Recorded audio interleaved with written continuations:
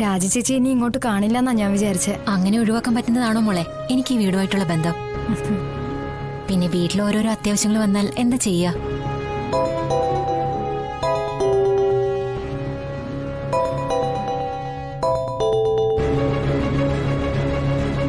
Hello hello hello, ആരാ സംസാരിക്കുന്നേ? ഇത് town police സ്റ്റേഷനിൽ നിന്നാണ് വിളിക്കുന്നത്. എന്താ സർ വിളിച്ചത്? രോഹിത് നിങ്ങളുടെ ഭർത്താവല്ലേ? അതെ സർ. അയാളെ ഇവിടെ അറസ്റ്റ് ചെയ്തുകൊണ്ടുവന്നിട്ട് ജാമ്യത്തിലിറക്കാനായിട്ട് ആരും വന്നില്ലല്ലോ. എനിക്ക് സത്യാമ്മയുടെ കുടുംബമായിട്ട് നല്ലൊരു ബന്ധം മുമ്പുണ്ടായിരുന്നുണ്ടായി ഈ വിളിക്കുന്നത്. അല്ല സർ, ജാമ്യം കിട്ടുമോ? നിങ്ങൾ നിങ്ങളെ വീട്ടിൽ ഇരുന്നുകൊണ്ട് ജാമ്യം കിട്ടുമോ എന്ന് ചോദിച്ചാ ജാമ്യം എന്താ? ഞങ്ങൾ നിങ്ങളെ വീട്ടിലേക്ക് വണ്ടി വിളിച്ചു കൊണ്ടുവന്ന് തരണോ? സോറി സർ, ഞാൻ ഉടനെ വന്നോളാം. പെട്ടെന്ന് വന്നൊരു വക്കീലിനെ ഏർപ്പാടാക്കിയ കോടതി കൊണ്ടുപോകുന്നതിന് മുന്നേ ജാമ്യം കിട്ടും. ഇല്ലേ കേസ് തിരിയും. പിന്നെ പറഞ്ഞിട്ട് കാര്യമില്ല. ഞാൻ എത്രയും പെട്ടെന്ന് വരാം സർ.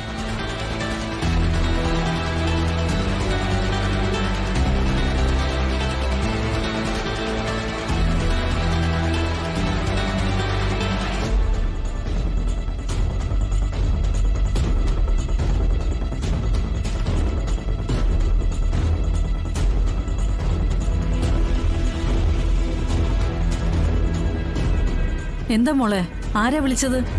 അമ്മേ സ്റ്റേഷനിൽ നിന്നാ വിളിച്ചേ. രോഹിത്തിനെ ജാമ്യത്തിലിറക്കുന്ന കാര്യം പറയാനാ വിളിച്ചേ. കുഞ്ഞീച്ചിയെ വിളിച്ചിട്ടാണെങ്കിൽ കിട്ടുന്നുമില്ല.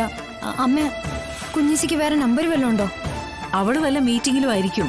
പിന്നെ ഉള്ളത് അനുവിന്റെ നമ്പറാ. മീറ്റിംഗിലാണെങ്കിൽ ശാലിനിക്കൊപ്പം അനുവും ഉണ്ടാവും.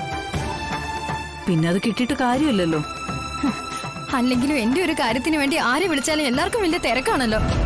എനിക്ക് വേണ്ടി ഓടാൻ ഇവിടെ ആർക്കെങ്കിലും സമയമുണ്ടോ? നീ എന്തൊക്കെയാ മോളെ പറയുന്നേ?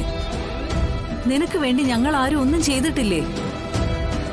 പിന്നെ നീ ഇപ്പൊ ജാമ്യത്തിൽ ഇറക്കണോന്ന് പറയുന്നവൻ ഏത് രീതിയിലാ നിന്നോടും മറ്റുള്ളവരോടും പെരുമാറിയതെന്ന് നീ ഒന്ന് ഓർത്തു നോക്കിയേ.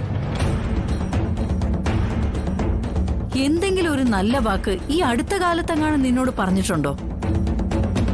നിന്നോട് കാണിക്കാത്ത മര്യാദ അവൻ മറ്റുള്ളവരോട് കാണിക്കും. അമ്മ, രോഹിത് എന്ത് കുറ്റം വേണേലും ചെയ്തോട്ടെ, പക്ഷെ എനിക്ക് അയാളെ തള്ളിക്കളയാൻ പറ്റില്ലല്ലോ. കാരണം എന്റെ കഴുത്തില് താലി കെട്ടിയ ആളാ രോഹിത്. എനിക്കത് മറക്കാൻ പറ്റില്ല. എത്ര പെട്ടെന്നാ ശ്യാമേ നീ നിന്റെ സ്വഭാവത്തിലും വാക്കിലും ഒക്കെ മാറ്റം വരുത്തുന്നത്.